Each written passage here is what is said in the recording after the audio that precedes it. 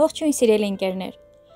Այսօր ուզում եմ խոսել Արևմտյան Հայաստանի քաղաքներից մեկի՝ Կարսի կամ Ղարսի մասին,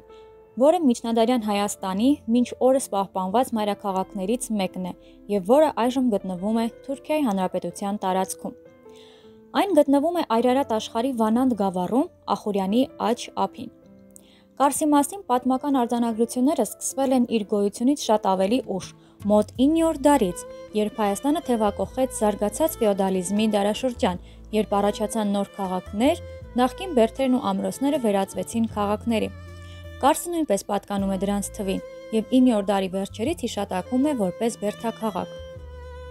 Կարսը միջնադարյան Հայաստանի միակ քաղաքն է, որը բազմիցս եղել է տարբեր թագավորությունների մայրաքաղաք։ Եղել է նաև հոգևոր կենտրոն։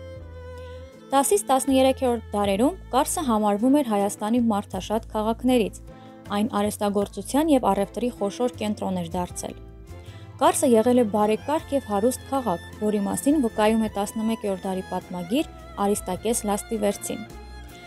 Քաղաքը քարավանային ճանապարհներով առևտրական սերտ կապեր է ունեցել Սև ծովի նավահանգիստների և հարևան երկրների առևտրական խոշոր քաղաքների հետ։ 19-րդ դարում Կարսը ուներ 18 եկեղեցի։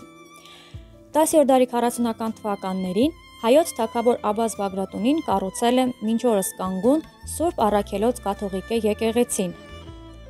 Այն Կարսի կարևորագույն հուշարձաններից է և մարդու կերպարանքով բարձրաքանդակները պատկերում են 12 առաքյալներին։ Մինչև այսօր եկեղեցու պատերը զարդարում են արքայական զինանշանը, խաչերն ու առաքյալների պատկերները։ Միայն բացակայում է ամենակարևորը՝ գմբեթի խաչը։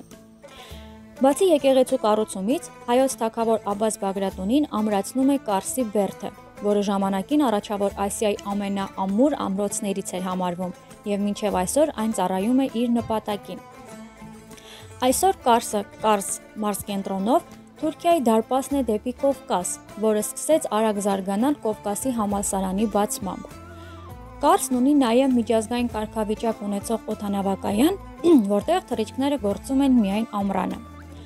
Կարսում են ծնվել հայ մեծանուն բանաստեղծ Եղիշե Չարենցը, իրանահայ գրող Լևոն Բզնունին, նկարիչներ Խաչատուր Եսայանը, Հովհաննես Զարդարյանը, կենսաբանական գիտությունների դոկտոր պրոֆեսոր Էդուարդ Դավթյանը և այլոք։ Անցել են դարեր, սակայն ոչ ժամանակը, ոչ արհավիրքները ծնկի չեն բերել Կարսի ոչ եկեղեցին, ոչ բերդը, ոչ շենքերն ու կառույցները,